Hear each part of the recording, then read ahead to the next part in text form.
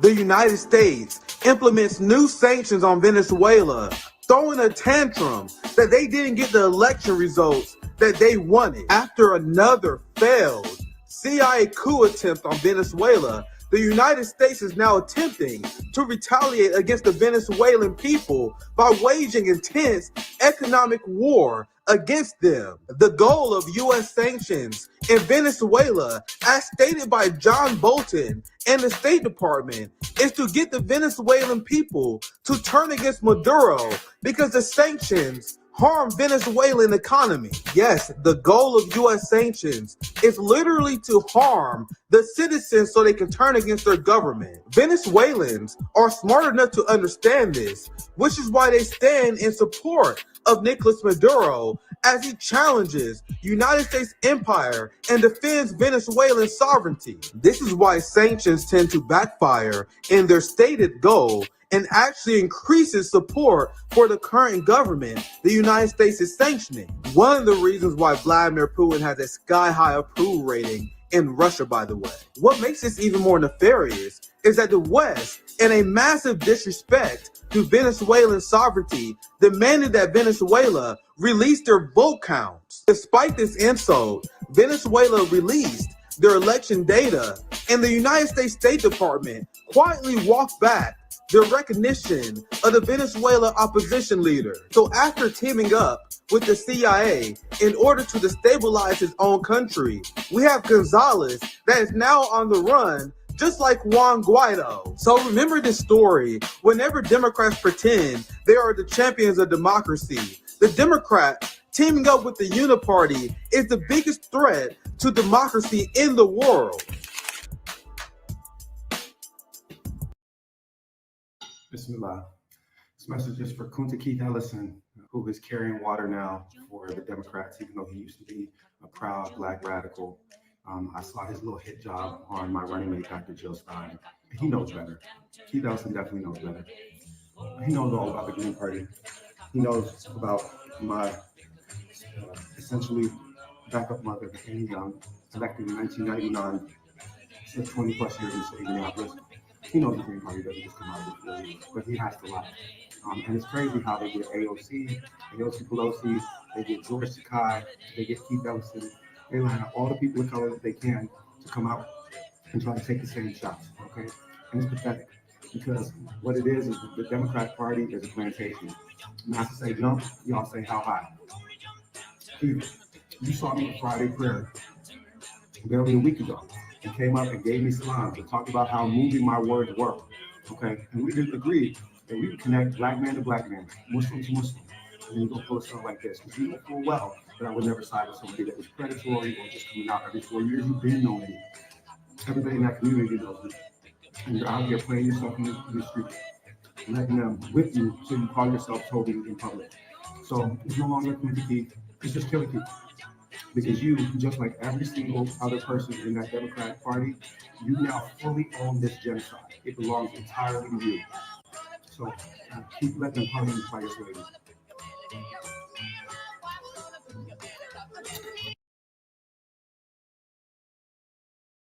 AOC, like so many of us, understands the serious threat of a second Trump term. You mean the threat of like a genocide happening? Is Donald Trump such a threat that he's locking up black socialists who speak out against his war? Oh, no, that's Biden. The threat of a second Trump term is Trump will build cop cities all over this country. Oh, wait. That's happening right now under the Democratic Party. So what do you guys mean when you say threat of Trump? Project 2025 is Project 2024. Cop cities and genocide is happening right now. There's no administration, including the Trump administration, that was worse on Gaza than Joe Biden has been. That is just a fact. If you want to say that Donald Trump will be worse, the onus on you is to explain how he will be worse. Will Donald Trump cover up the death of Americans being killed by Israel? Oh, wait, that's what Biden did. Will Donald Trump allow Israel to get away with mass systemic rape of Palestinians? Oh, wait, that's what Biden did. Donald Trump, will he lie about mass rape in order to justify the genocide of Palestinians like Kamala Harris did? That's what Kamala did. Kamala Harris spread the mass rape. And I've been challenging liberals from day one. Explain to me how Donald Trump would be any different. What's poppin'? My friends, my family, welcome back, bro. We have an absolute banger for you guys to get. So I'm gonna immediately get to my guests because a lot of these things you guys see me bring up in these intros we're gonna talk about today. It was funny, the fraudulent, uncommitted movement, they are being called out en masse. The politician Runwa Raman, the uncommitted cuck, the lady who was kicked off and was for and the DNC didn't allow her to give a speech where she essentially endorsed Kamala. they are happily accepting the endorsement of Ronald Reagan Republicans, of the worst swamp monsters in Washington, D.C. Meanwhile, they wouldn't allow you to go on stage to talk. It was like so many of us understands the serious. But I want to get my guests here. First, we got Kit. We got my brother from Harlan's Media.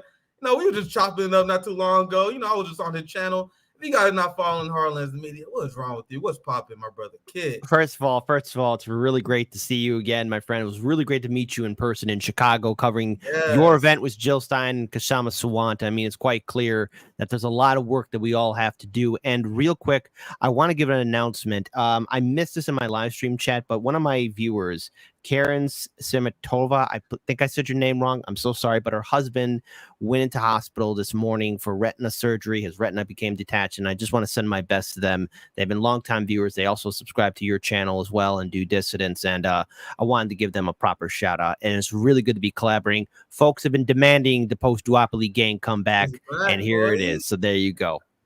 It's back, man. When I was in Chicago, you had the post-Duopoly squad meet up. We crashed Jimmy's stream. We crashed everybody's stream. Everybody's stream got crashed. and correct me if I'm wrong, but I think we hit like number 2 on Rumble. Someone was like, "Hey man, Jimmy and them by the pool." It was fun as hell. We got our other wing of the post-Duopoly brothers, our friends that do Dissidence. I got to warn you guys. I don't know if you guys know this, but ADL labeled me as a raging anti-Semite. So you guys want to be careful. Oh shit! All right, we gotta go. Looks like the Third Reich has made some new changes. They're being more diverse now and inclusive. I can't wait. Yeah, you guys are in the wrong neighborhood because according to the ADL, man, I'm a dangerous anti-Semite because I don't support college students. Scary stuff. What's that light on you? Is there a torch off camera? You have like a glow. Yeah. What is that? Yeah, what do you have? A lamp or is that? I don't know. Is it working? Is it working? I'm trying something new because this is fucking just a.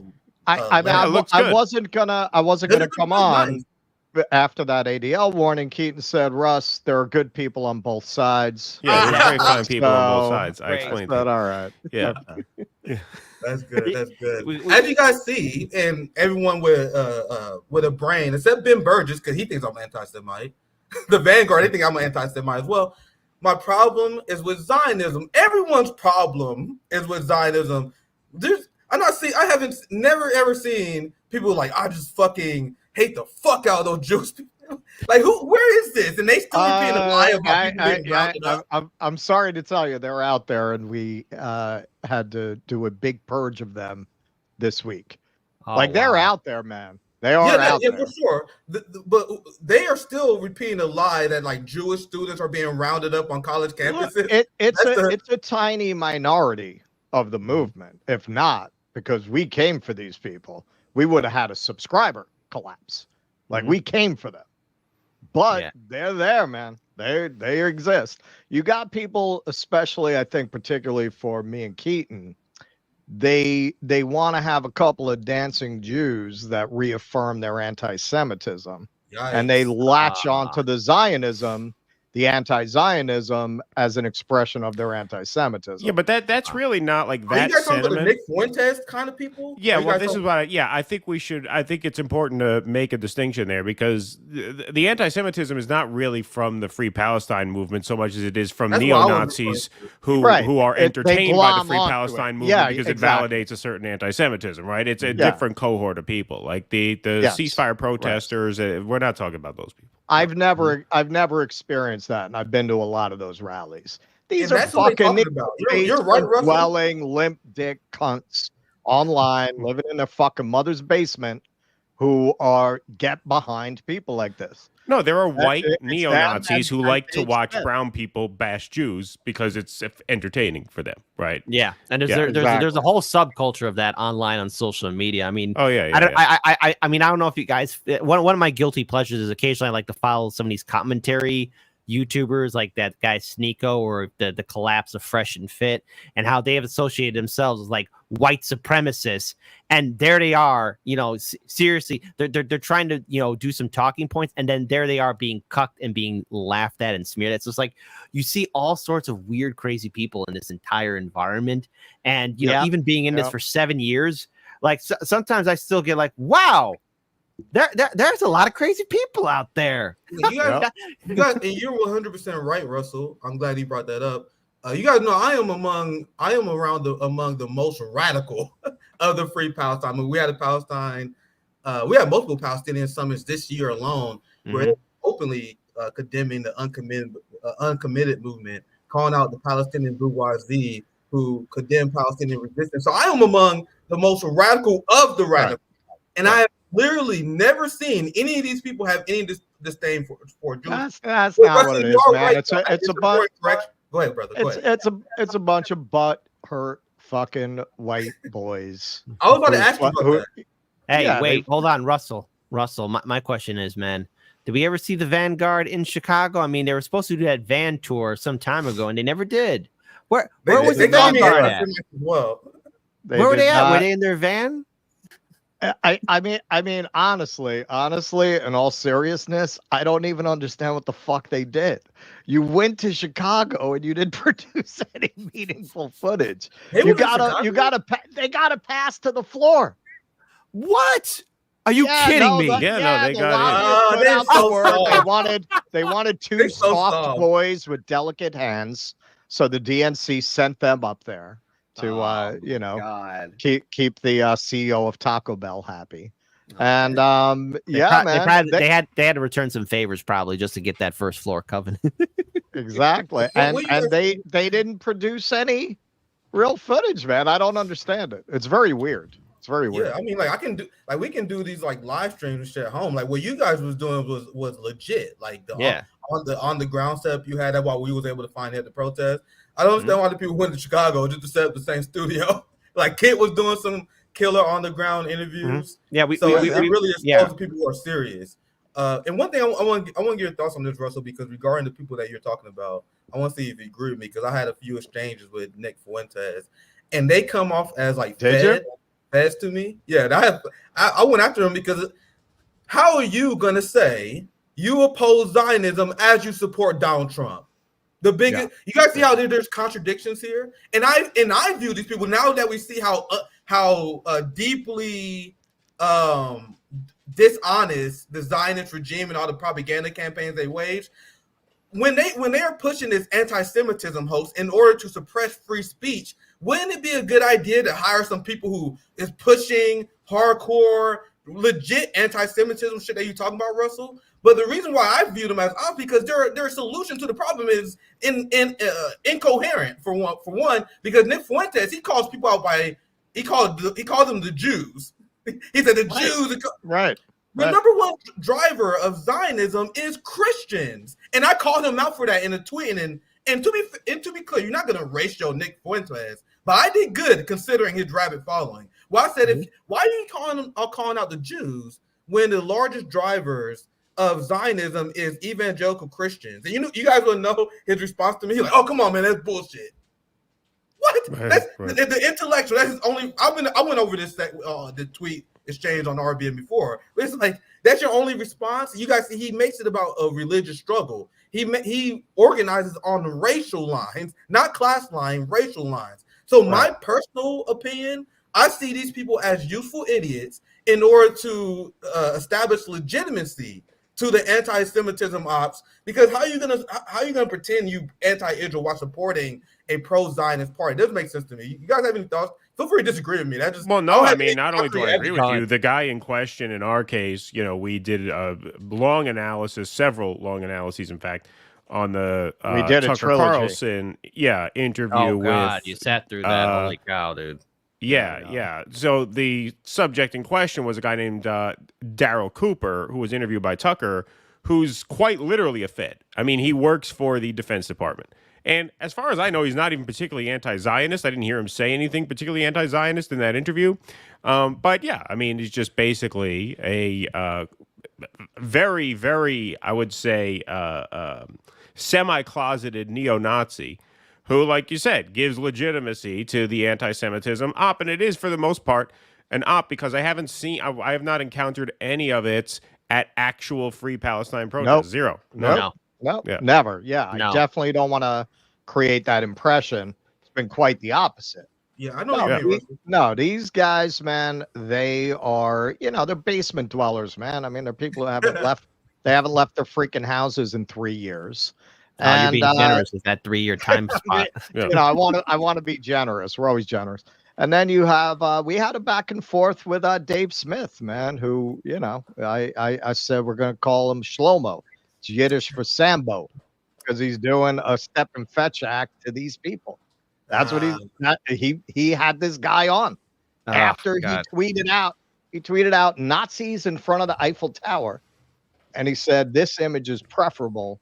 And next to it, he put the drag queens at the Olympics. Oh, boy. These are preferable in every way.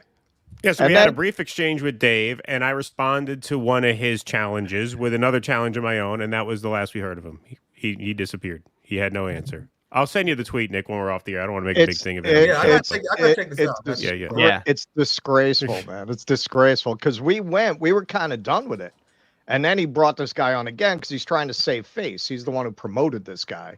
And then the guy goes on Tucker and basically says, yeah, no, the Nazis killed all those people in the East. It was an accident. They didn't mean to do it. It was an accident. No, he said they didn't properly supply. And this motherfucker actually goes, no, you have letters from a commandant in the camp from early on saying we don't have enough food to feed these people. Wouldn't it be more humane to shoot them?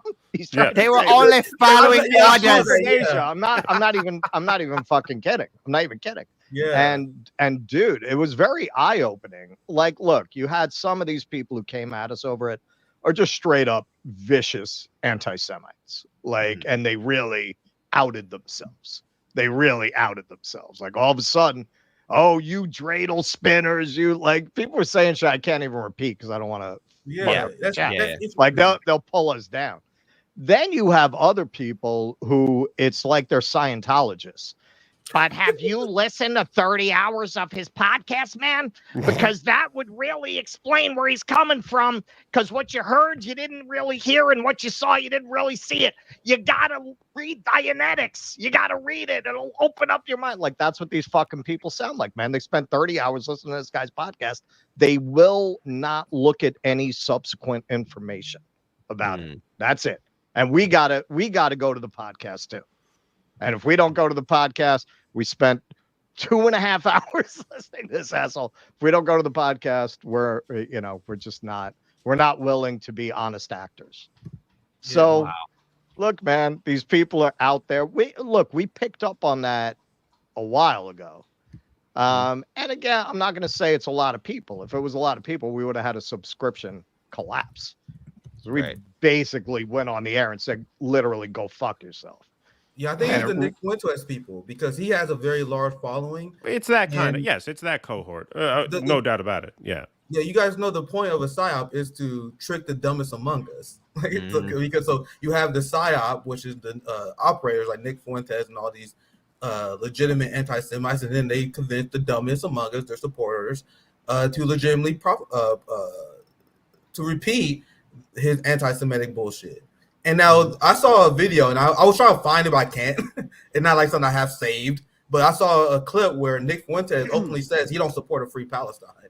His criticism is not of the Zionist entity Israel existing. He like, I just don't want our taxpayer money to be funding them. And then plus you sprinkle that with a lot of anti-Semitic action, which go to the analysis I have of why people still support the Zionist entity. There are a lot of these white supremacist, European-style people who are attached to colonialism. So if you support colonialism, you are sympathetic to Israel existing. That's Nick Fuentes and them. They don't advocate for a free Palestine. He said it in the clip. I can't find it, guys. Please take my word for it. But he said, I don't support free Palestine. I think they should exist. Fuck the Palestinians.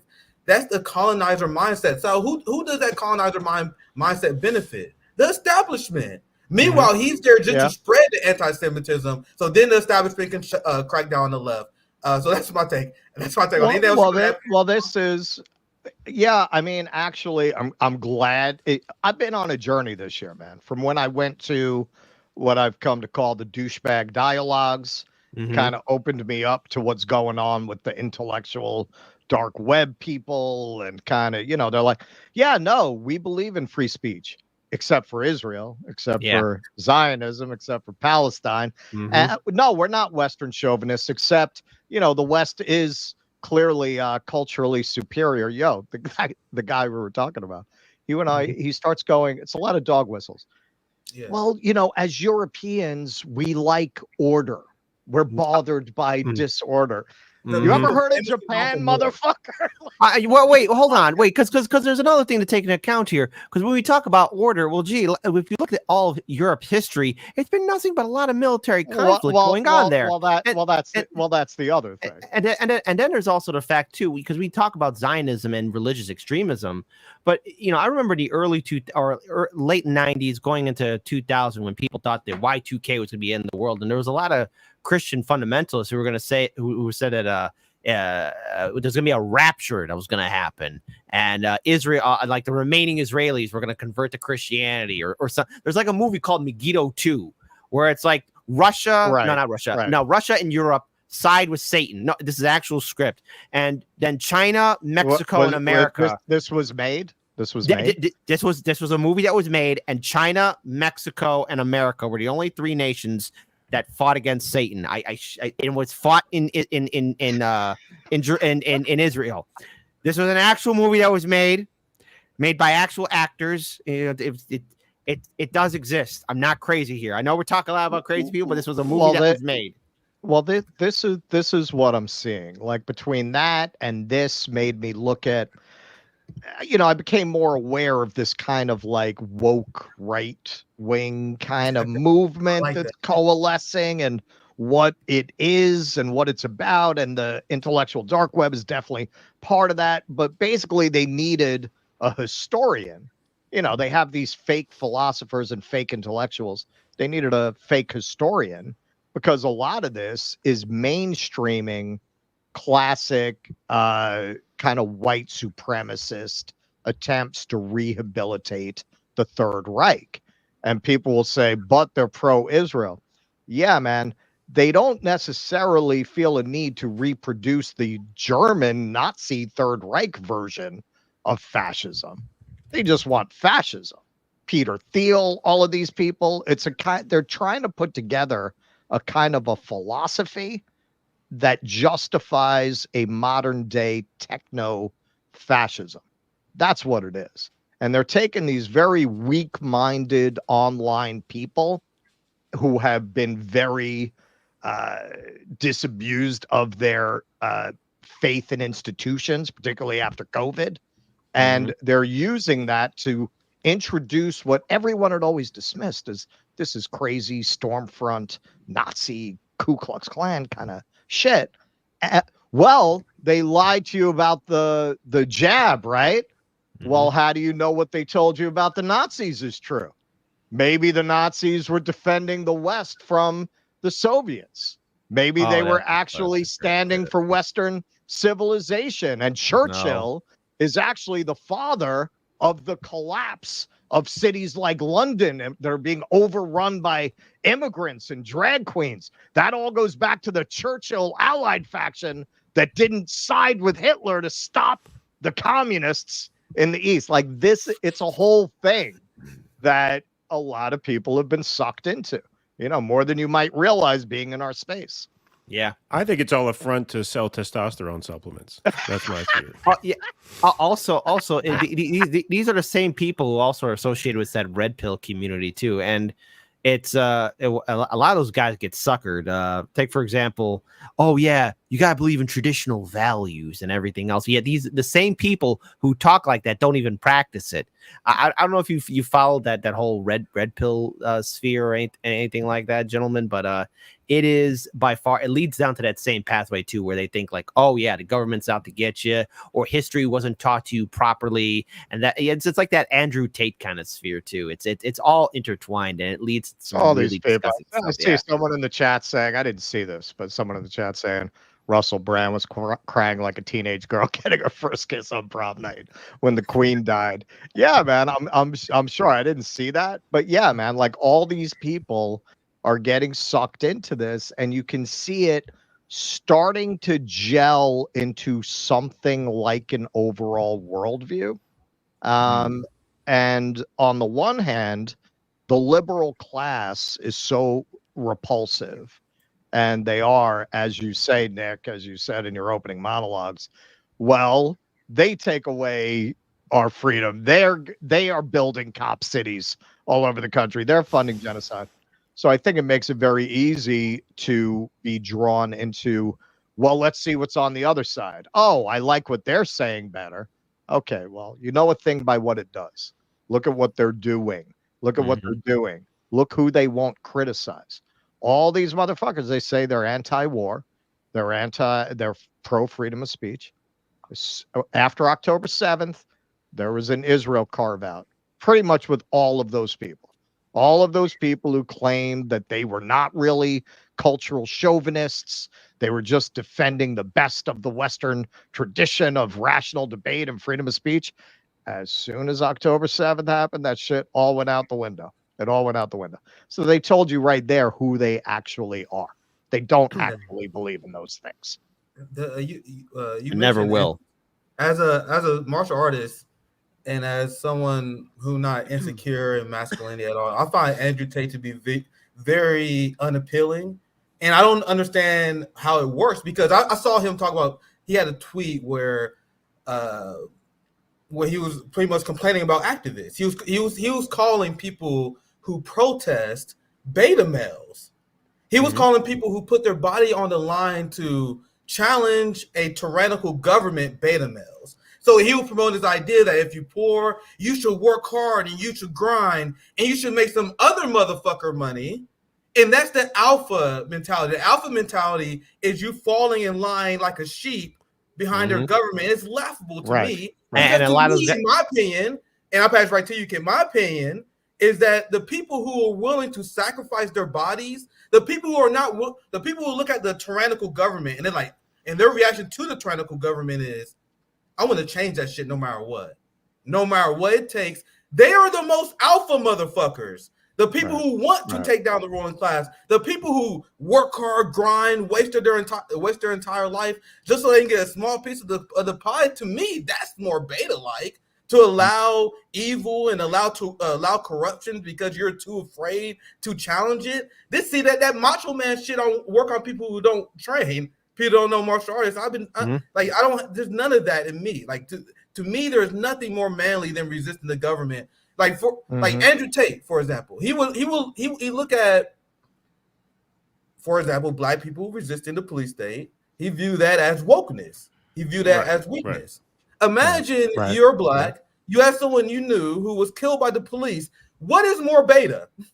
Imagine you had someone you know that was killed by the police. What is more beta, to say we should send more money to the people who killed my family? Or I want to form a coalition to destroy the police? There's one that is obviously more alpha. And this red pill sphere you guys talking about is all about worship of power, becoming part of the bourgeoisie, which to me is weak and pathetic, which is why you guys never see me trying to be part of the club. Guys, I'll pass you. I know you want to. No, because I got kind of two things to tell you, man. And I was open about this at the time because I was considering it back in my more shit-lived minded days. They wanted me to run. The guys, you guys see my speeches. I was doing that on the campaign trail. There were so many people in the Bernie Insider movement. I was like, hey, Nick, you need to run. You need to start establishing your base, and we will help you out. Trust me. You could have got that AOC money, Nick. Yeah, man, you crazy fool. You could have been the next Jamal Baldwin. What's wrong with you? You could have got that cash money. Come on, man. Those same people call me a grifter, and these are like the TYTs. They used to follow me. Sam Cedar, they used to follow me. And people,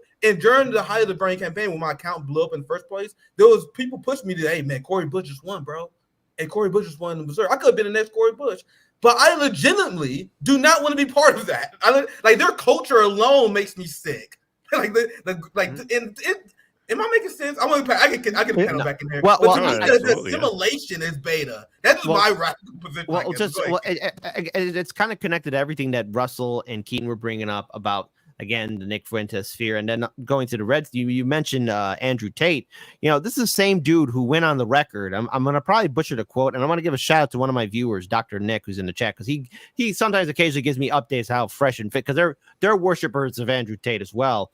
And the thing is, this is the same dude who went on the record who said, like, yeah, I'm like first name Jeffrey, last name E, because he had, again, a lot of connections by bringing in easily manipulated young women, by bringing them all in, and also building his base. I mean, his base is built on being a degenerate, and now he talks about values and what happened to him, and now he's behind bars. And then you have the same group of people who have bled so much money to build up that community and sphere, and all what those guys are, these self-help gurus, all what they are is snake oil salesmen. These are the same dudes who pretend to be free thinkers, who say they believe in free speech absolutism.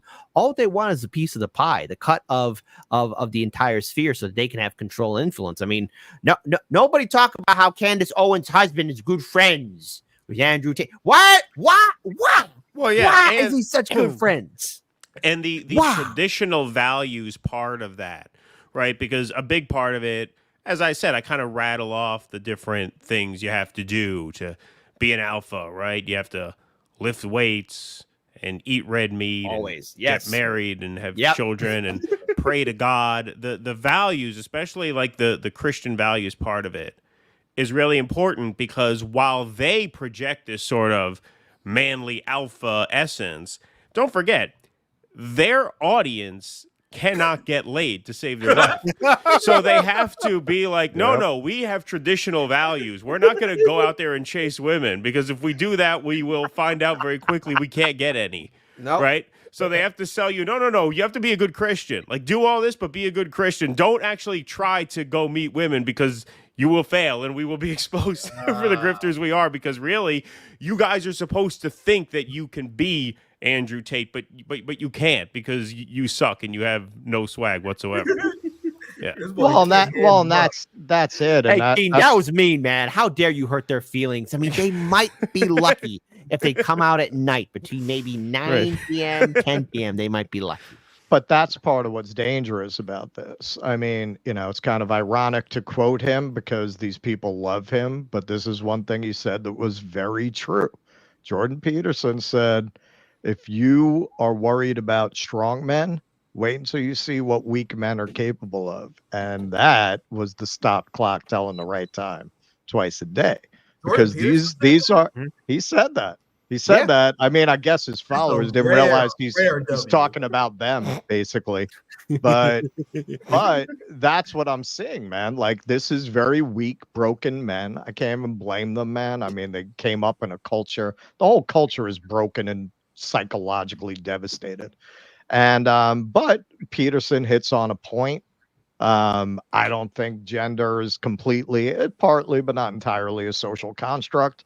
I think there are certain elements that are evolutionary. And when men are left with no sense of purpose, no physical outlets for themselves, no sense of where they belong or where they fit in, there's a reason all the serial killers are guys, man. Like, there's a very dark impulse in men that can come out. And that's what Peterson said, and I do agree with him. He said, a lot of these ideas of chivalry, that's all aimed at sublimating the darker impulses of men into a socially productive mode. And you take that away from them, and that shit's going to go somewhere else. and it makes them very susceptible to fascist kind of appeals because, look, you can all get together and you can march and it's great and you belong somewhere and you're accepted. It's the reason people join cults and fascist totalitarian movements. And I think the danger is growing, and I think particularly in our sphere, in our sector, we're always looking at the liberal class because it's where we came from. A lot of us. By the way, Chicago, we don't look at that as much. Chicago Great One brings up an interesting point: is legalize sex work, then just let these freak shows pay for it safely. On the one hand, that sounds good, but on the other hand, too, these are guys who probably would want to hurt somebody, because you got people who just want to hurt. We've been boxed in. When you look at our society, everything has been controlled. In the world that has been conquered, where everything is connected through our technology, there's nowhere for us to move. And I forget which movie it is, but there's a conversation between two. Maybe Russell, you might know the name of the movie, but they're sitting at this restaurant, and this guy's explaining to his friend, we've built our prisons, and even if you move to another city, you're moving to another prison. Plant your tree and escape. I don't know if you know what movie I'm referencing. It's like a conversation. I think it's called A Conversation with. It's escaping my mind. Regarding the sex work comment, I'm against the police state in all of its forms. I don't trust the police state to enforce morality and to protect the women and the men who are sex workers. But I think the most important thing that we should be advocating for is liberating the working class so they don't have to become sex workers in the first place. I agree. I don't like. Now, I gotta be 100% clear because I don't support the police state solution to this issue. It doesn't work. But we gotta be very careful, especially as men. This is my opinion when it comes to pushing sex work. Sex work is the result of the exploitation of capitalism, and we don't want women to feel like they have to. That's just my general take. I don't condemn it because we live in the capitalist system, so I don't condemn sex workers. That's very cruel. But I think our goal, at least my goal, because I'm an open Marxist and socialist, my goal is to end any need for sex work to even be a thing. Because the reason why you're a sex worker is because you either decide you don't want to sell your labor for cheap, or you a victim of a system somehow where you're not able to produce for yourself. So I think that's the position we should be advocating for, but we don't want to, because I think some people take it too far where they condemn sex workers. Like, no, we're supposed to be advocating for them, not condemning them. So that's my position. But I want to get to the main story. Anything else you guys want to add before I move on? Go ahead. I mean, on that, what you were just saying, Louise Perry wrote a book called The Case Against the Sexual Revolution, where she really gets into that. And she talks about how, a lot of these liberal fixations like legitimizing and mainstreaming sex work, these are political projects that the people who advocate them are not affected by.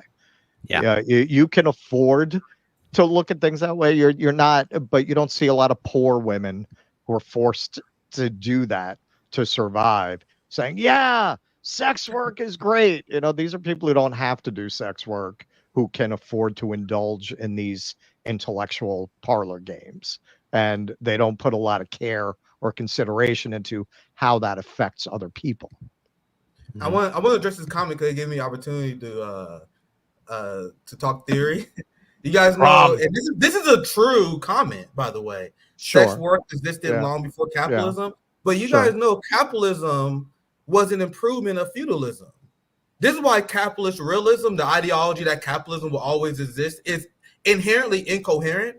A lot of people who resist socialism and Marxism, they have the belief called capitalist realism, the belief that the system of capitalism will never go away. This is inherently unscientific because there's only one thing that is consistent throughout human history. That is systems changing.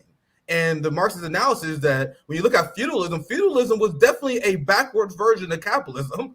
So when you saw capitalism, that was an improvement upon feudalism. So when you had Marx that looked at capitalism, he was comparing it to how colonial communities was living, who was providing for the people despite having way less money. So the advancement of capitalism is the project of Marxism. So our ideal is the next system that comes after capitalism, the same way that capitalism replaced feudalism, will be a socialism. That's the next form. That's what we believe. There's a lot of different theories, but we believe that the next evolution in the human mode of production is socialism, evolving from capitalism, the same way colonialism is. So hopefully that makes sense on why I said it's not contradictory, even though I agree with this statement. Russ, I'll let you chime in, and then anyone else can chime in as well. This is a fun conversation. I think Russell. Maybe we should have this conversation again, but Russell should have the final word. Well, I'm kind of going down the rabbit hole of like what this whole matrix of thought is, and somebody sent us an article actually with that aim, because they know I'm kind of doing this research, and there have been articles written about how Silicon Valley is trying to create a kind of techno-feudalism where you would have a world where corporations are basically the fief, and people working for the corporations are the feudal serfs. That's aliens. People like Peter Thiel, who are very good, Kit. That's what I always think of when I see this model. That the people who are standing behind Trump, what they're really looking to do is that they're really looking to get rid of any pretense of democracy. They talk seriously about restoring monarchy as a system of government, because they figure they got to have some kind of figurehead for this feudal corporatocracy that they're envisioning as an ideal. But a lot of people are being drawn towards this because, Elon will tell the censorship board to fuck off, and so they all run to Elon, and really these people are all setting you up to be serfs. That's what they actually want. What do you think? If they really defeat all of their enemies, what Elon and Peter Thiel, all these people are going to do is give you freedom and economic security? I'm so glad what they'll do with that power? No. They're going to give you freedom of speech. You think that's what Elon would do with no opposition? He would just, yes, everyone say what they want. Do you really think that's what these people would do? These Silicon Valley tech overlords? They really care about your human dignity? No. Look at what he's done when they've tried to unionize. Precisely. Very, very well said. Anything, Keaton, you want to chime in on? There's only one story I want to make sure I cover. That's just the one in the title. Yeah, let's do it. I'm enjoying the I'm excited for it. But let's get to the main story. We 40 minutes in. You guys know post Duopoly show. We can cut up on. We haven't done it in a while. It's been a while. Let me read super chats first. I'll fall two behind. I'm gonna read just a few super chats, and then I'm gonna get to the Trump assassination story. And you guys would never guess who behind it. It may shock you. Actually, it shouldn't. The CIA. Most obvious thing. This is exactly what I've told you guys on the show when the first Trump assassination attempt happened. You cannot convince me that this is not some sort of faction within the government that's trying to kill Trump. We understand that there are factions that form within capitalism, within the imperial structure, and there's definitely a fucking rogue faction that's trying to kill Trump. But anyway, let me read super chat. I don't want to spoil my analysis on this too much, and I want to get you guys in more than anything. Thanks for the $5 that tiki torch behind Nick. ADL is writing the article right now. Yeah. You can't truly be anti-establishment if you believe U.S. propaganda about DPRK, China, and the USSR being villains. The villains are running our country. And I said this many times before, I think that's the biggest flaw and the reason why the peace movement in the West has failed. They accepted the premise of the establishment, and they failed to humanize our enemies. They refuse to put things into context. They just randomly repeat. And this is what Dr. Cornel West was guilty of. He believed everything. He thought Alexei Navalny was a freedom fighter, damn near. And he had Putin derangement syndrome, even though he's fighting for the same policies that Vladimir Putin is giving his people, like paid maternity leave and actually in healthcare. So if you want to be part of the peace movement, you don't have to support the government of these states. But it's very important to humanize our enemies and not repeat the ridiculous caricatures that come from the establishment. So great super chat. Last super chat I'll read, and then we get to the main story. Thanks for the $5 Chimu. American culture is so fucked up that people here view being generous to be a sign of weakness. I love our community. And being a shitty person as a sign of strength. Very well said. Chima. the people, because I like to because you gotta know that we're animals, right? We're animals, but we reached an enlightened phase, and there are a lot of people who like to think that we're enlightened, and there's some people who reach a level of enlightenment, and there's some people who are honestly barbarians. The people who live like with no care of others, like the kind of person that would charge their relative. like, oh, you about to be homeless? Fuck you! Pay me $500 for rent. Like, there's a certain this is mine. Yeah, sure. Like, if you watch it, like for example, my cousin has dogs. If you get one of the dogs a treat, that dog will fight for that treat with his life, right? The animals have this natural instinct to protect what's theirs. How can you claim you are enlightened if you hang on to your stuff, if you are so primitive that you believe in an individualistic ideology? I view that as very barbaric. Like, did this society think they're advanced? They think they have all these advanced ideas, but they live like barbarians who just try to scrape to get by, who just focusing on getting there. That mentality, I think, is extremely barbaric and is not fitting to a society that claims they're extremely advanced. But anyway, let's get to the main story. I'm ranting. The super chats tend to do that to me. Let's get to the first story. Today, I'm very interested in hearing your guys' point of view on this. So Trump had the second assassination attempt. I was joking around on Twitter. Trump failing to capitalize off of the first assassination attempt is going to be considered, if he loses, the biggest political choke job of all time. Well, no, I mean, sure, this motherfucker had it in the bag. Yeah. No, he did.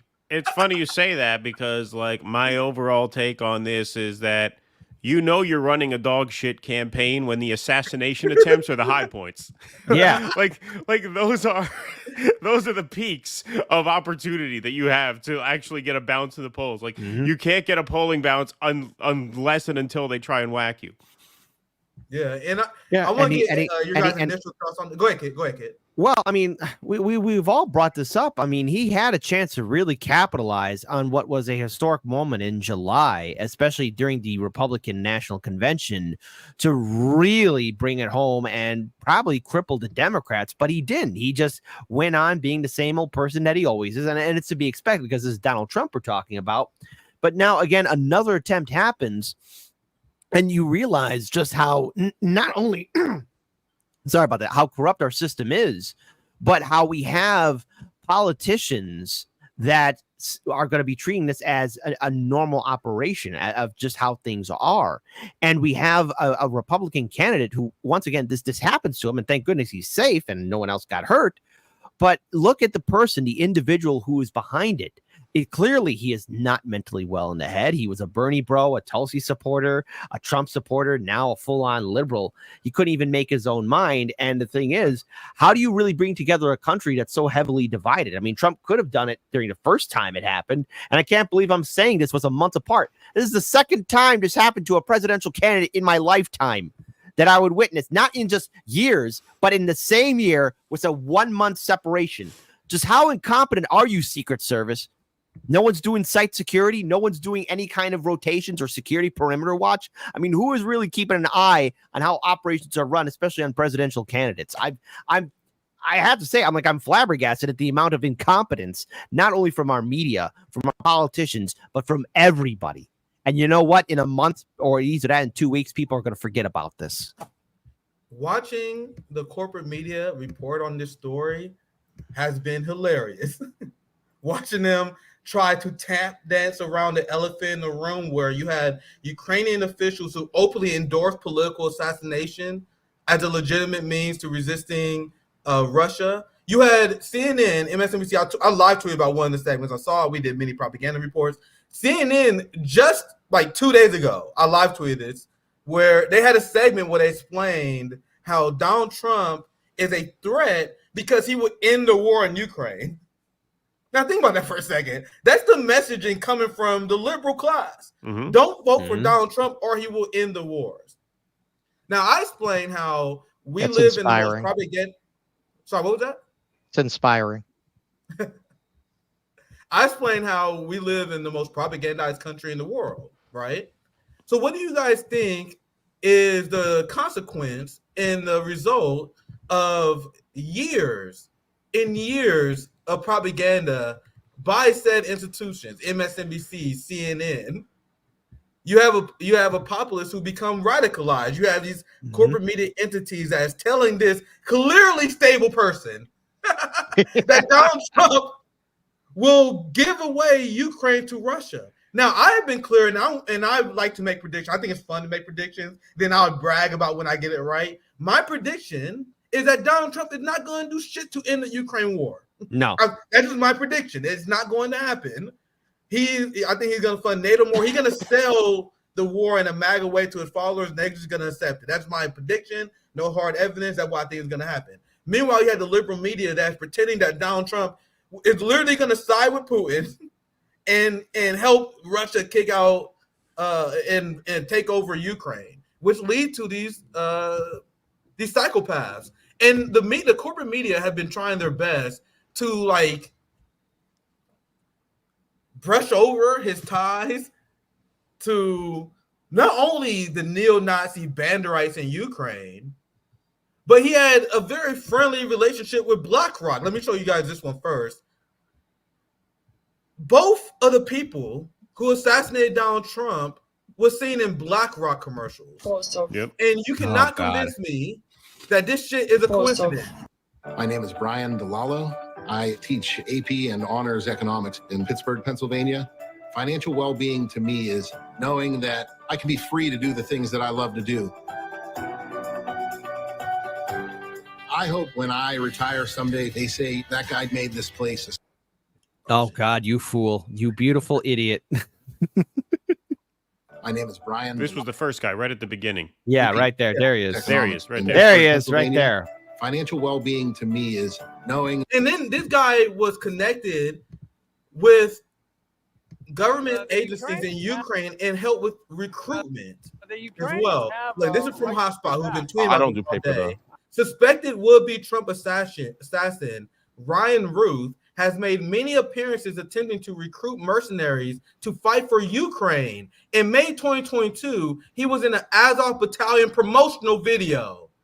Do you guys think this is a coincidence? There's no way you can convince me. Do paper now. I'm looking for revolutionaries. A number of people want to take this whole system down. Bro, I'm a veteran. Like, do you need me? What kind of veteran are you? Bro, I served in Newtown. Well, I think it's better to serve and fight in the powers, fucking over the system. Bro, give me a Glock and a Hellcat. Take a look at this. Bro, but I don't do paper though. I just told Come you on, that. dude, then get away. We don't need people who aren't serious. If you're not serious, I'm serious. It's really Oh, God. we're moving on. You go ahead. Have It's funny. Wow. What's him bragging about what's he recruiting for taking Ukraine. signatures for there? To What go is to he- war. To go to war against To go to Ukraine. Go to Ukraine and fight against Putin and Does the he even have a Russians. table set up or any kind of thing? He's just standing out there in a jacket with some Hey, papers you in wanna his go hand. to Get the Ukraine? fuck out of here if you're not Yeah. serious. We don't need you. Free Sound like a trip to lunatic. Ukraine. Yeah. Well, hey, man, that was very like Oswald, right? They had him out there passing out the anti-communist Cuba literature, right? That JFK gave up on Cuba too soon. The bear pits would have worked. So you want to know what's you want to know what's very suspicious? In a time where the corporate media is asking questions about what is the motive of this shooter, you have in coordination with each other, Facebook, Twitter, Instagram, all put in social media posts. But thank God you have people who archived it. And when you look at it, there's so many of these tweets. There's just one of many. I posted this one of him just openly being a fanatic to Banderite Ukraine. And if this wasn't some sort of government op, why would all the social media sites scrub these tweets unless the media want to frame the narrative around him? It's almost like the media don't want us to look into him ourselves. This guy wrote a book, and this is big shout out to Max Blumenthal for covering this, called The Unwinnable War. And this is what Max tweeted. Would-be Trump shooter has published a 291-page book, Unwinnable War, about his time in Ukraine International Legion. Ruth says he would like to see Putin assassinated, seems to hope for Trump's assassination as well, and called for the United States to instigate a nuclear war with Russia. That's the position of the Ukrainian Banderites. If they can't defeat Russia, fuck humanity. We might well sacrifice the entirety of humanity. Well, at yeah, the same that's their whole strategy at this point. They have no Yep. choice. Right. Mhm. They're trying to create an incident that forces World War III. That's their tactic. That's why they're in Russia right now. That's why they're pushing. We're going to cover that story tomorrow. We had to hold it from yesterday. Putin drew his red line. If we get hit in Moscow with long-range Western missiles, we're going to war with NATO. That's exactly what they want. Yeah. And not to mention also instigating stuff with China. They're also causing all these other smaller wars from happening. And folks, by the way, if you think the rich are going to let you in their little bunker, they're not. I mean, look at these. What's it? We were covering this, I think, even earlier this year in 2024 about how you have all these super rich celebrities building like these mega luxurious fallout shelters and bunkers. I mean, even Mark Zuckerberg built this like mansion in Hawaii underground, which is a dumb idea because Hawaii is a volcanic island, so he's going to get slow cooked to death if there's going to be a lava tunnel coming his way. So there you go. This is what I never understand about this. You're going to need people to keep the machines going. And once money is no longer a thing because the world has been destroyed, why on earth do you think they're not going to kill you right away and take that bunker? Like anyone you would need in there to help you run it is going to kill you. Mm-hmm. And by the way, talk about a great bonding moment for the whole world. Like, look, I know if the world becomes a fallout wasteland, you want what's going to put us all together? Hey, folks, let's go treasure hunting and dig up the rich and eat them. That'll be a great bonding moment for us. Yeah, I mean, hey, listen, the world's already going to crap. Hey, let's brighten up our day, find where these rich folks are at, dig them on out like they're wonderful little desserts, and just eat them up and live in the bunker. There you go. All right, Kit, you've probably seen this. I dropped it in my Acolyte video. A Boy and His Dog.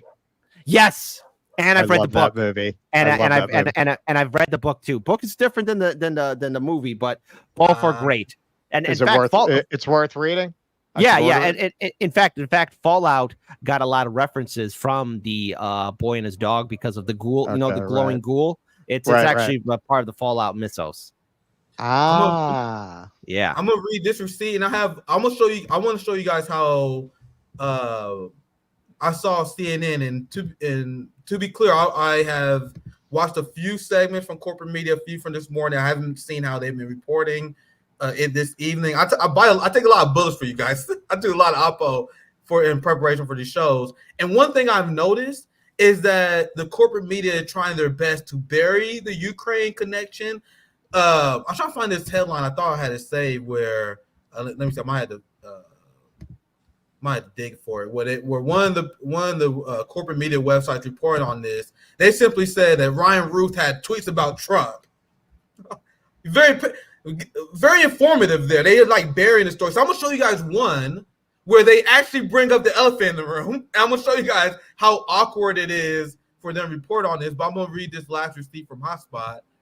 A suspected attempted Trump assassin is identified as Ryan Ruth, who has connections with the Ukrainian Ministry of Defense and alleged ties to Rep. Adam Kinzinger. And if you guys don't know who this is, he's one of the most insane never Trump fanatics in Congress who hates Trump because he's fearful that Trump may end the wars. He calls him a puppet. Yeah, well, he lost his seat, didn't he? Because he lost his seat to one of the Trump Republicans, right? Is he still in Congress or did he lose? I think he lost, or he resigned because he knew he was going to lose, something like that. Yeah, so is he like on his last term? I don't know the exact details of his career, but I know that this guy is insane, never Trump, Ukraine, World War III fanatic, pro-genocide as well. But anyway, let's continue. Ryan once broke down on a Newsweek Romania interview, begging the audience to come fight and support Ukraine. He is a resident of Hawaii with several donations to the DNC via Act Blue. His social media is filled with anti-Trump and pro-Democrat posts. We need everyone here fighting. That's why I'm in Kyiv. So every project that I promote is about getting people here to support the Ukrainians. When you talk to a 20-year-old guy that sold everything he owns to come come here to fight that heroism. This is the clip that Jimmy posted. I was debating on whether to play because just for the sake of time, I'll just play just a little bit, just for the very beginning, because I don't want to keep you guys here too long. But let's play just a little bit, just so you guys get context of what we believe. Maybe just a minute or two. Who you are and why are you here? I'm 56 from the U.S. From North Carolina originally, so live in Hawaii now. So flew all the way from Hawaii here. So the question as far as why I'm here, to me, you know, a lot of the other conflicts are gray, but this conflict is definitely black and white. This is all the other conflicts are gray, like what happened in Gaza. What's gray about what's happening in the Congo, my friends?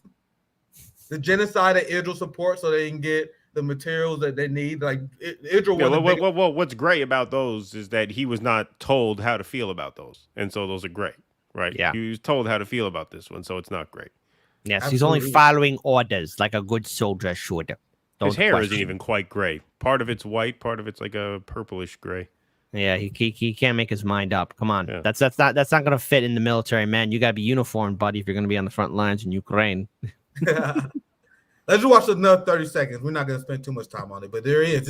Unlike the other conflicts, that's gray. No, not a lot of them. Not a lot of them is U.S. imperialism versus the people resisting U.S. imperialism. It's really not simple when you understand how imperialism is tied. How imperialism is tied to our capitalist structure, why it's so important. Every conflict, when you look at the Cold War, that's the root of it.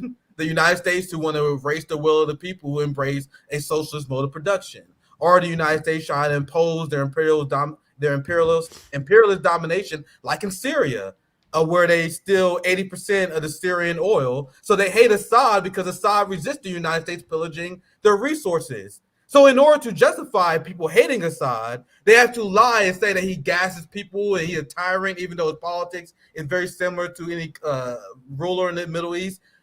That's the modus operandi, but that's the mindset these people have, that they got to convince themselves that those issues are gray, but it's really not. Let's continue. Only another 30 seconds. By the way, one of our viewers in the chat, Saul Good, caught it, and bad on us that we didn't. He dyed his hair to be the color of the Ukrainian flag.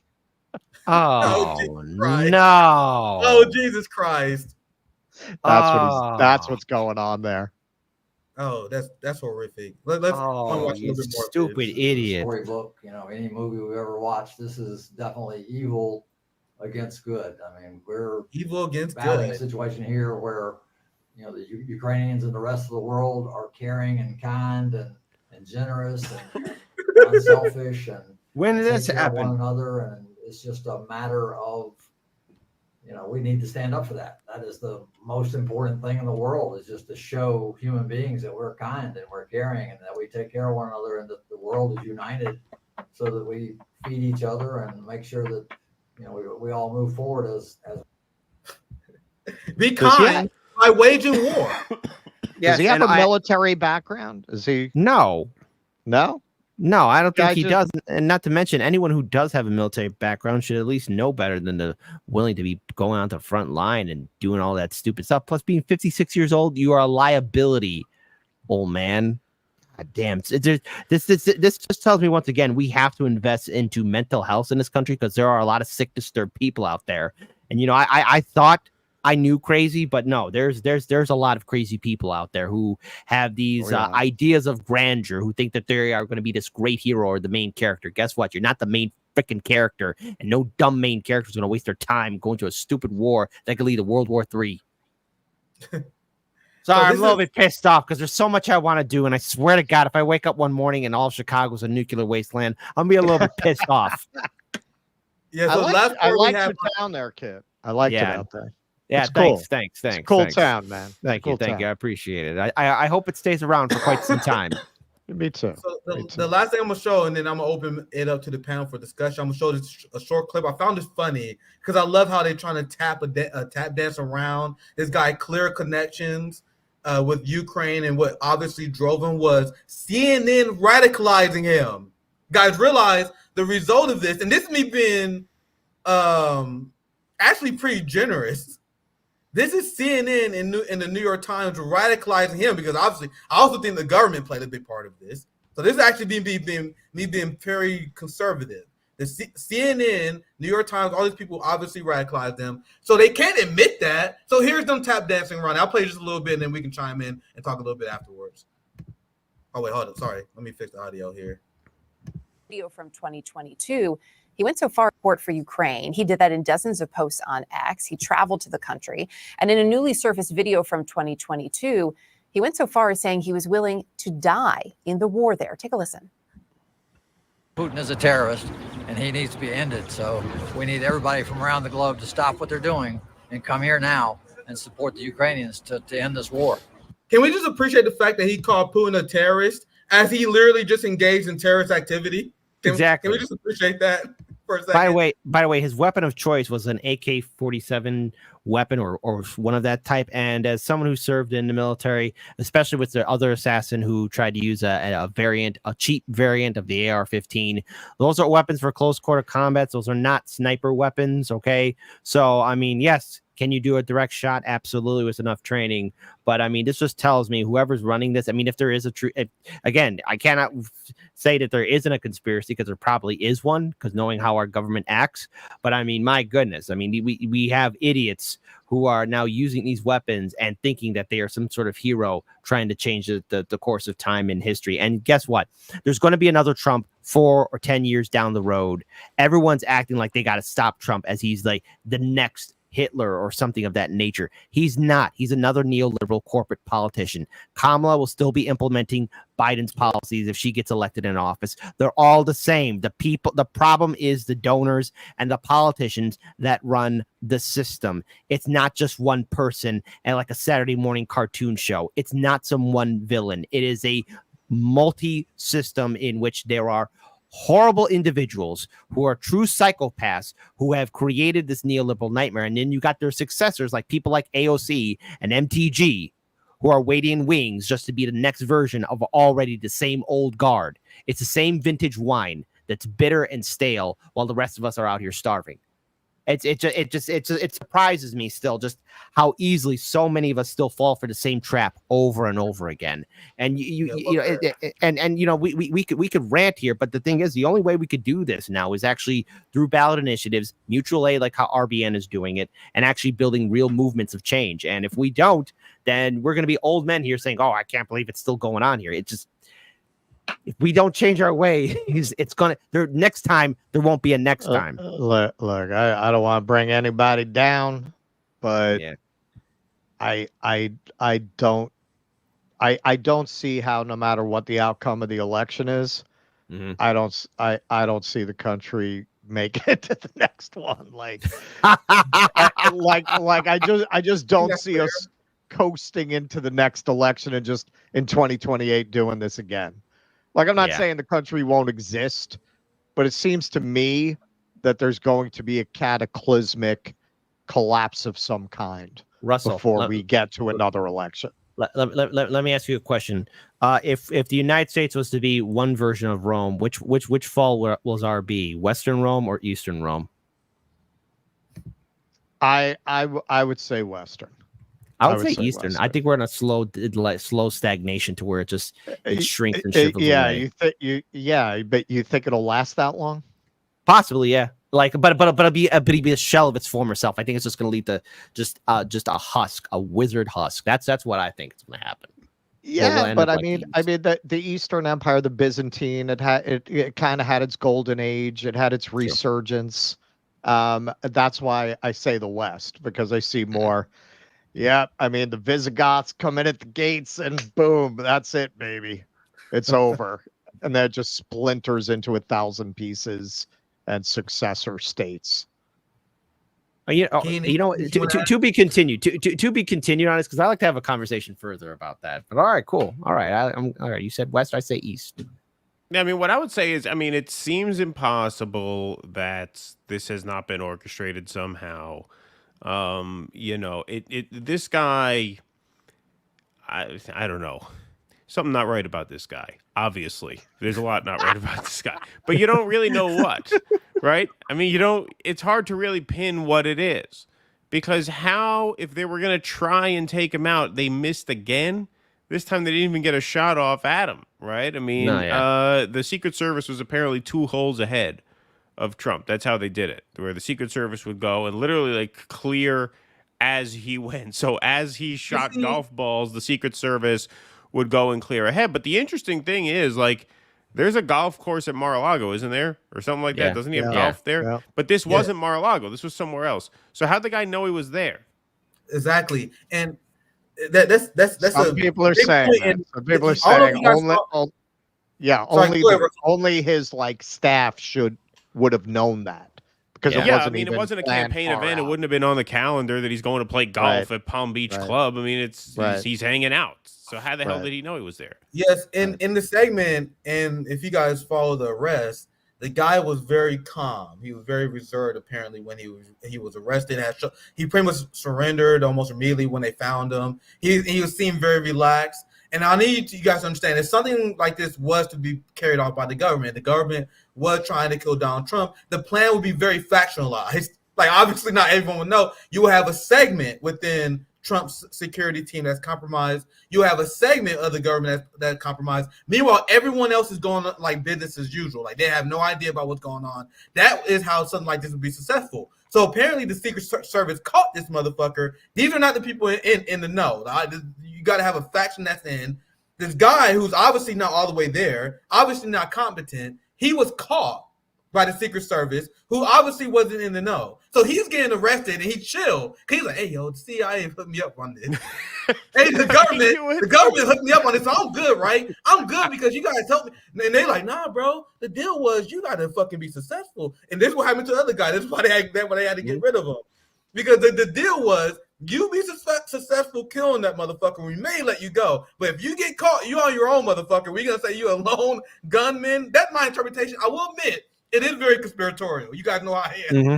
That's just my theory for now, but feel free to chime if you guys want to. Well, why can't they train someone to do it? Like these are 2 people in a row who, I mean, the first guy would have been successful had Trump not turned his head at the last second. Yeah, well, this guy was just a total incompetent lunatic. That's what's weird about it. Like, you really thought this guy was reliable enough to get this done? I mean, I wouldn't trust this guy to feed my cat if I went away for the weekend. I wouldn't trust him with the keys to my apartment to come feed put cat food in my cat's bowl. I'm going to trust him with that. It just seems like there's just something so odd about it because, well, look, on the one hand, they got to recruit from some kind of pool, right? And you're not going to recruit from the most mentally healthy pool there is. At the same time, that's the best you could do. That guy. Well, the thing is, pretty soon they're going to have to be bringing in the Haitian migrants to do this shit for them. You can't even get an American to take out a president anymore. We're going to have to get immigrants in here to do it. They're taking our jobs. Yeah. We love our kids. Say what you want about Lee Harvey. He got the patsy job done. Exactly. Well, they can't even find a competent American to do this stuff anymore. Well, the thing is, like, if you saw like the first weapon that was used in Butler, Pennsylvania, because I watched a few gun tubers break it down, that variant of the AR-15 is the cheapest, weakest version of the AR-15 family, which is also related to the M16 A2, A4, and M4 carbine. And how I know that? Because I used those weapons when I was in the Marine Corps. And these are weapons that, yes, they can do good at long range, but you don't use those weapons for sniper kills. That's not what you use. Like, and this was the cheapest. Like, that AR-15 was a dollar store version, and the scope that he had on it was even piss poor. Like, so why would you set him up with that then? This is what doesn't make sense. Yeah, why would you set him up with that then? Perhaps a lucky shot. A lucky shot. Maybe they're hoping, but I mean, again, it's very strange. Weak. The whole thing is very strange. Wait. There is something to take into account. Okay, so imagine, this kid who seems to be like, again, not trying to be mean here, but this loser kid, he looked like a loser. Somebody you could take your lunch money, so you could take his lunch money, and all that kind of stuff. But why would you give this kid an expensive sniper? Because a quality sniper rifle costs good moolah. With a good scope on it, proper training, with the ammunition too. If you're trying to do a real tactical shot, it's got to be a weapon of quality. Now any weapon could do the job, but if you're going to give him like the weakest of the weakest weapons, especially something that's so unreliable. Oh my goodness! It does call into question, like, overall, what is the main goal? Is it to cause nothing but fear and instability? And that could be it, because I mean, I don't know if we'd be having this conversation should that kid have got lucky in Butler, or even this guy should he have gotten lucky just a few days ago with that AK-47. I mean, there seems to be this need of causing more division amongst Americans. When I have to say, for all these people who are harping for civil war, you do realize the civil war is a civil war, which means you're going up against your fellow countrymen. What does your enemy look like? It's your neighbor.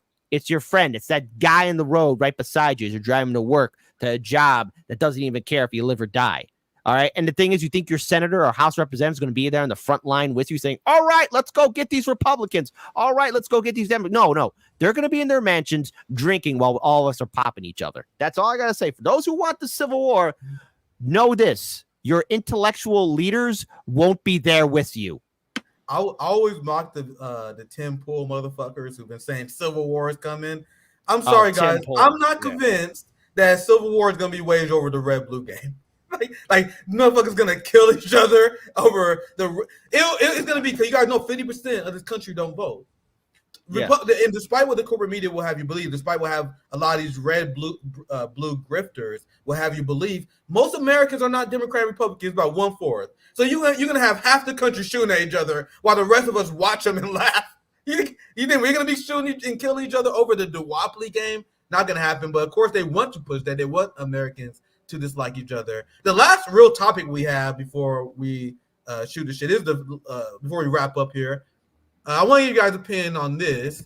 I saw this story over the weekend, and this is 100% believable to me. Liberals are still in massive denial over the story. Corporate media is still burying the story. And I saw this report on Hotspot as well, where you had a affidavit where there was a whistleblower from ABC that alleged that Kamala Harris colluded with ABC prior to the debate against Donald Trump. And I covered how the ABC moderator refused to fact check Kamala. There's a lot of coverage of this. The liberal class is pretending that the reason why she wasn't fact checked is because Kamala was spitting truth. There's nothing to call out, even though she repeated the October 7th rape hoax.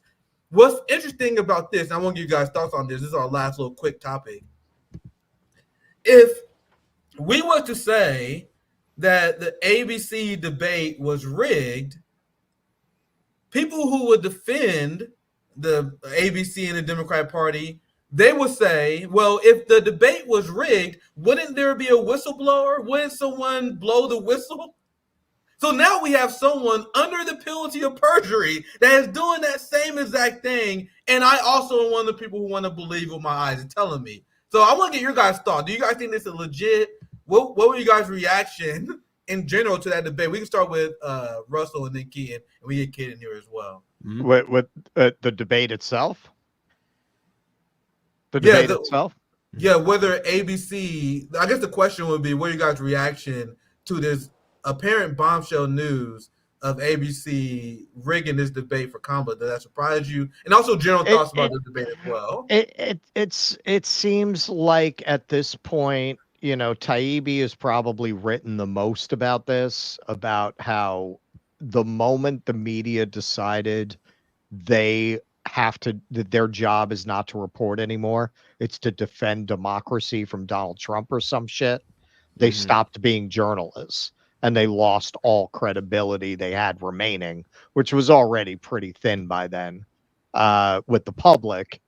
And it seems like that's just advanced and advanced and advanced to the point that, yeah, that's totally believable, that they're in a place where they've gone so far down that road that they're just working straight with the Democratic Party to stop Trump because they think that's their job. Because don't you know, they're the journalists in Berlin in 1933. And if they don't do this, they're culpable and they're liable for what Trump does later.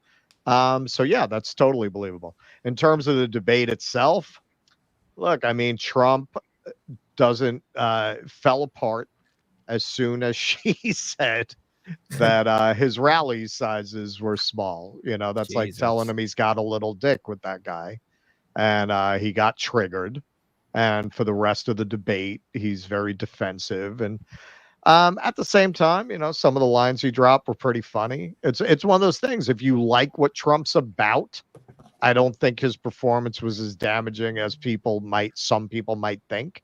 They always thought that in 2016 too. At the same time, remember, he won in 2016 because of Steve Bannon, but his ego was too big to keep his Karl Rove. So he drove out his Karl Rove and he lost in 2020. There is no doubt in my mind, if he had checked his ego a little bit, kept Steve Bannon on to write the words for him to go perform, we'd be finishing Trump's second term right now. And he's got no Steve Bannon now. People think, oh, he's got this mojo. He doesn't have any mojo. He's running against Hillary fucking Clinton. He was running against Hillary Clinton. I could pull a guy out of the subway who could beat Hillary Clinton in an election. It's not, oh, Trump. He's beefing with Taylor Swift right now. Yeah, and again, why are you so surprised about this? People forget this now. Trump's campaign was widely viewed, not just by corporate media, but anyone watching, as a disaster that summer. And then they brought in Bannon. Bannon whipped Trump into shape. He gave Trump a focused message. He got him under control. And given that he was running against the most despised Democratic nominee in the history of polling, it was a perfect combination of things. And even so, he lost the popular vote. He just squeaked by. He just squeaked by with everything breaking his way.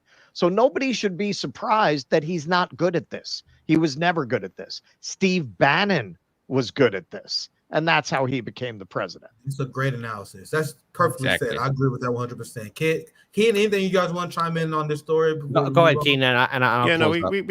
We could basically move on. I mean, as far as the document itself, on the one hand, like, it hasn't been authenticated. On the other hand, who in the mainstream media would want to authenticate it because it would just be too much of a bombshell? You'd think like a right-wing outlet would look into it and try and seize upon it, but I don't know. We know that they negotiated terms with the candidates. So is it beyond the realm of reason to think that they might negotiate questions? Hey, don't bring up this and that. That was part of the affidavit, right? There were certain questions that were out of bounds and things like that. In terms of the debate, I mean, Trump started out strong for about 6 or 7 minutes, got thrown off balance, never recovered. I have never seen a campaign Trump is running the worst campaign I've ever seen in my life. He has literally not made one right decision since the first assassination attempt. I mean, he could have put this election on ice. Don't forget, his convention speech was 5 days or whatever after the first assassination attempt. Thank you. And it was one of the worst political speeches I've ever seen in my life, if not the worst. I was having a nervous breakdown watching it. I was getting nervous on the air. I was itching myself. When is this going to end? It was horrible. And every decision he has made since mid-July, from J.D. Vance to that horrible convention speech to the Kamala's not really black, she's Indian, it's all just sideshow shit. And this latest thing now with this Springfield, Ohio, and the Haitians and the migrants and the dogs and the cats and the geese, again, you took an issue that you have a huge lead on. Immigration, whatever people think about the issue, it's just objectively true that according to polls, people favor Trump on that issue by not even close, by over 20 points as opposed to Kamala Harris.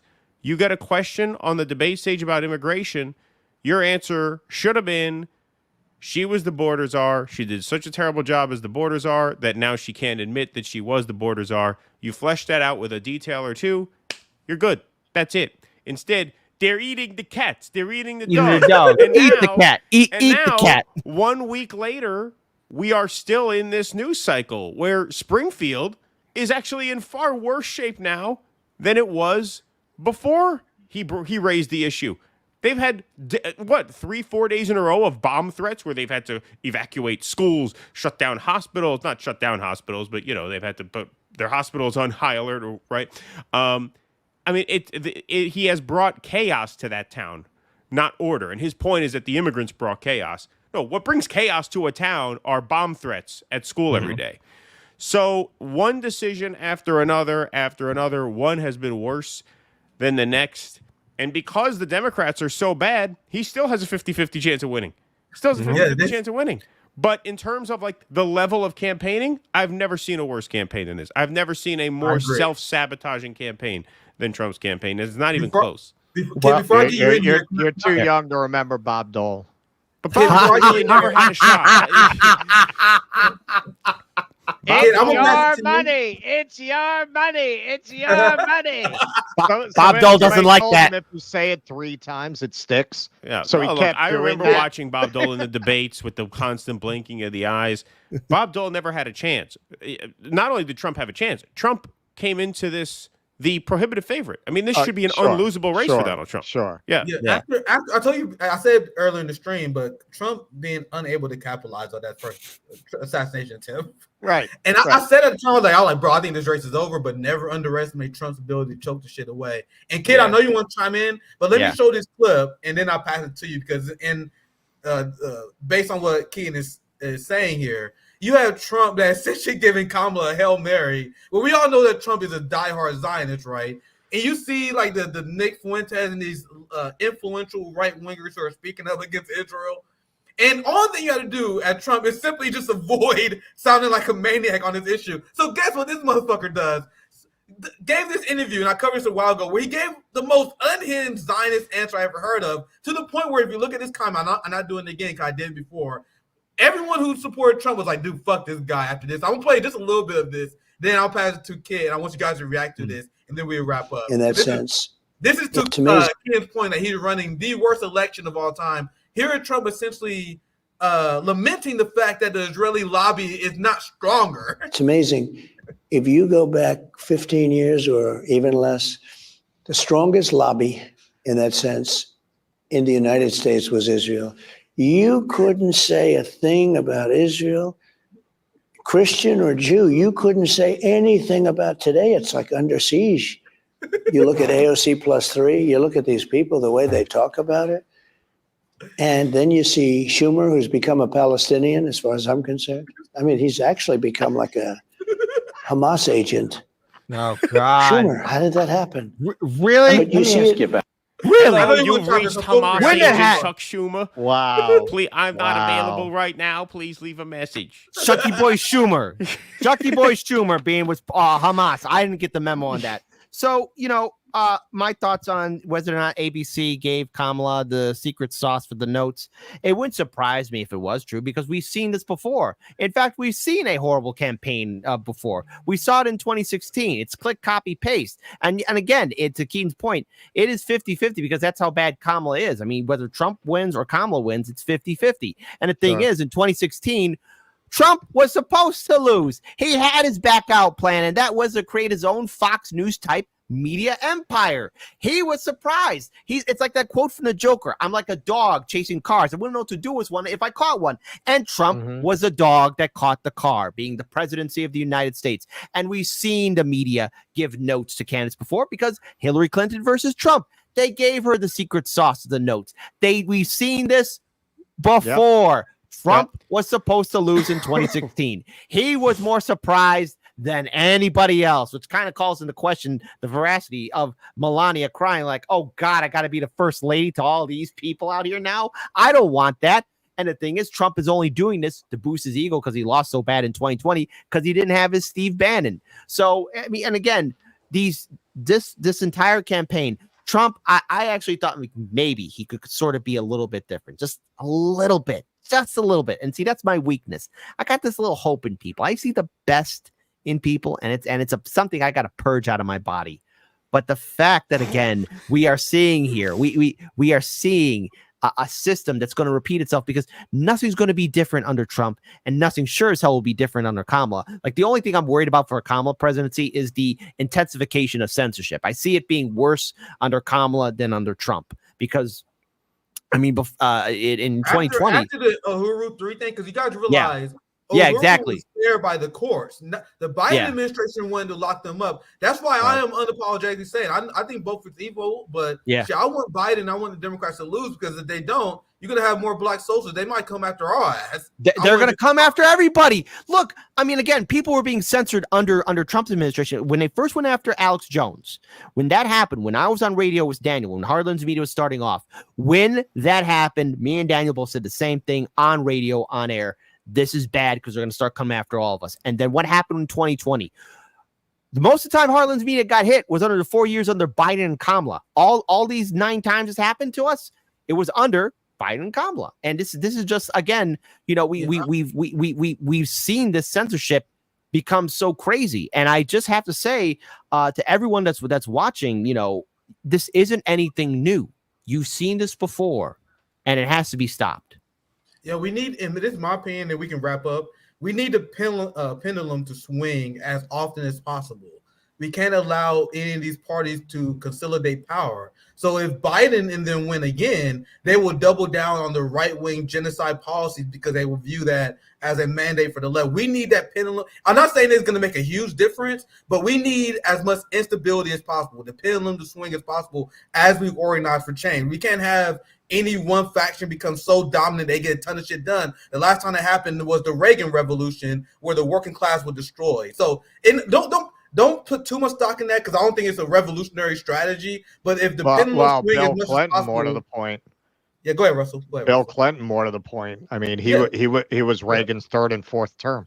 Yeah, we can't. Yeah, absolutely. That's a great point. That's exactly what I mean. Does that make sense? Does that make sense? Yeah. We can't have one faction of the establishment consolidate too much power. So the best thing we can hope for is for Democrat to lose, Trump win, and Trump lose. Democrat win, Democrat lose. Like we can't have them having long dynasties because from what I've seen, like Bill Clinton, like you said, with the Reagan Revolution, shit get bad. But anyway, we 9 minutes in. I don't want to keep you guys much longer, but I want to pass to you guys. Anything you want to shout out? Any last words? It's always great to get the game back together for post Duopoly. I always love hanging out with you guys. You guys were great, Keaton. We missed in Chicago, man. So you know, maybe next time you come over to the Windy City. After all, I owe you a drink. Yeah, absolutely. There you go. Absolutely. Yeah, we're on tomorrow at Deep 3 o'clock. Yep, and then we're on Thursday morning. Yeah, man. Thanks. This was a lot of fun. Yeah, for sure. Hardlens Media live every Monday through Friday at 9 a.m. Central on YouTube, Rumble, Rockfin, Odyssey, and Kick. Close to 3,000 followers on Rumble, and we are kicking ass on Kick. I'm gonna dominate that and get the $1 million deal on Kick. That's what I'm gonna do. Nice.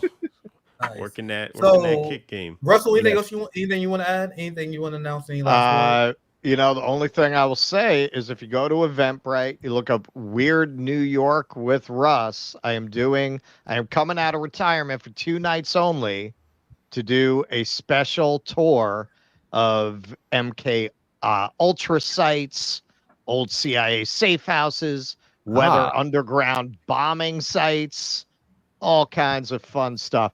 Oh, I got a favorite even a spot where Gigi Allen once performed. If you know, you know. I know Kit knows. Okay, wait. Hold on. I have a question. If you're doing like urban legends and other kind of supernatural stuff, no. I don't do this shit. This is all real. This is all no. Because I was going to ask if you could find the chuds, the cannibalistic humanoid underground dwellers. I used to, when I first developed the tour, I used to answer the question of whether there were alligators in the subway. Because that's one of the most famous urban legends. It happened like once, and that's where the whole thing came out of.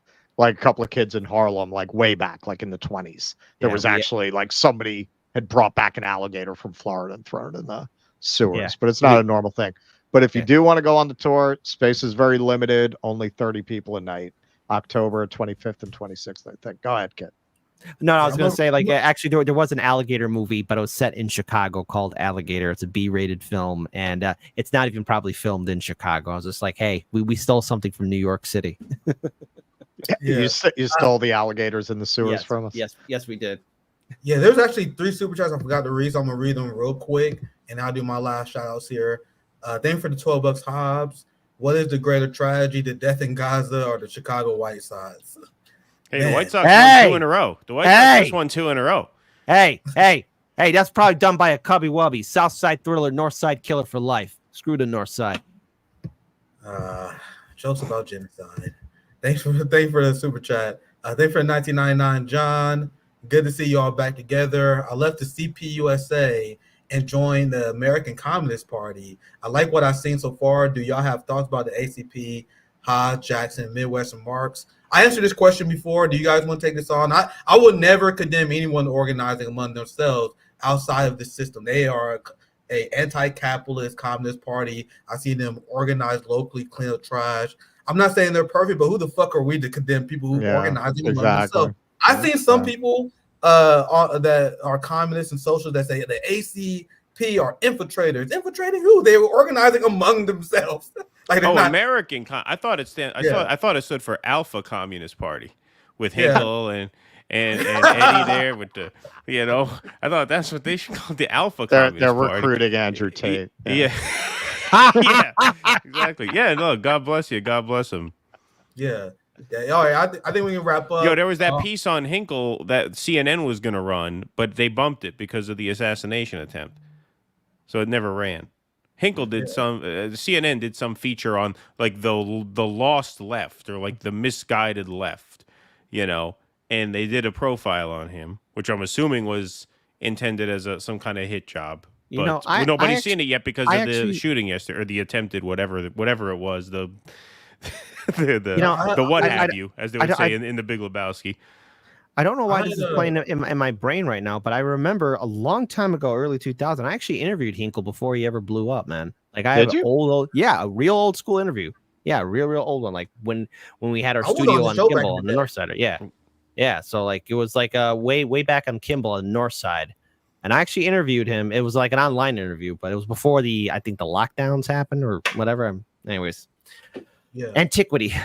Yeah. Organize your communities, guys. If you guys don't like the ACP for whatever reason, organize a communist party yourself. No one's forcing you to join it. From what I've seen, I talked to quite a few people who are part of the American Communist Party, like Danny Shaw had him on. I did a panel with him again. Geopolitics. Ripped. Yeah. Danny Shaw is a beast. Like, how can you condemn Danny Shaw? Danny Shaw is the fucking man. Yeah. So I have nothing bad to say about them. I think they're doing good work organizing themselves. I think that's what everyone should be doing. My last shout out before we wrap up here. Remember, I will have Dr. Sabrina on Wednesday. She was fired. She was academic fired for speaking out against Zionism. So she will be joining us on Wednesday. And good news, guys. Tomorrow I will post a speech I gave with Chairman O'Malley. If you guys don't know, I was part of the Leonard Peltier 80th birthday live stream, raising awareness about political prisoners. Okay, great. And the Huru 3.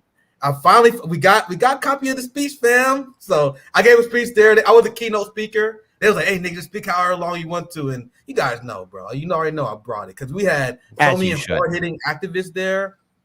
We had the founder of Amnesty International, Chairman O'Malley there. So I was like, bro, I got to show for Chairman. And he gave a speech. The reason I want to show you guys it, more than my speech, more than anything, Chairman O'Malley's speech, when he's talking about his prosecution, was fucking glorious. So that's going to be uploaded tomorrow around noontime. I'm going to do a premiere of that so you guys see my speech with Chairman O'Malley. That's to be tomorrow. And another big news, last announcement, not this Savvy and JB show, but for the RBN Roundtable next Thursday, we're going to have the people who organized the Abandon Biden movement who will be joining us on the RBN Roundtable. And they are putting in mad work, organizing their communities. Something I've been advocating for the Black community to do for a long time, organize among ourselves and lead the duopoly. And these people are dead serious. The person who founded the Abandon Biden movement, he was the one who gave the speech after me. You guys was there, Russell. Yeah. I interviewed him. Yeah, Russell. Oh, good. I didn't see that. That's dope. He's based as hell. Proud to be in this fight with him. They will be joining us on the next roundtable on Thursday. So I was very hyped to hear about that. That's gonna be a banger show. I'll pass the pound for one last time. Any last thoughts? Anything else you guys want to promote? Live tomorrow morning, 9 a.m. Central. Tune in to Hardlands Media, everybody. Yeah, we definitely gotta do this. Yeah, we definitely gotta make this a thing, a once a month thing again. Let's bring it back. Bring it back. And I'm not gonna keep you guys for like a two fucking 3 hour long show. So I know you guys are busy as hell. So let's jump in and do like 90 minutes, but once a month. I could say I was like, oh, new sheriff in town, man. We're done. We're doing it. Yeah, we're done. Yeah. We're done, Russell. We're done working. Yeah, but appreciate you guys, fam. Make sure you guys check out Dissidence. Yeah, they do incredible work. Have a good night, my friends. Take care. Thank y'all.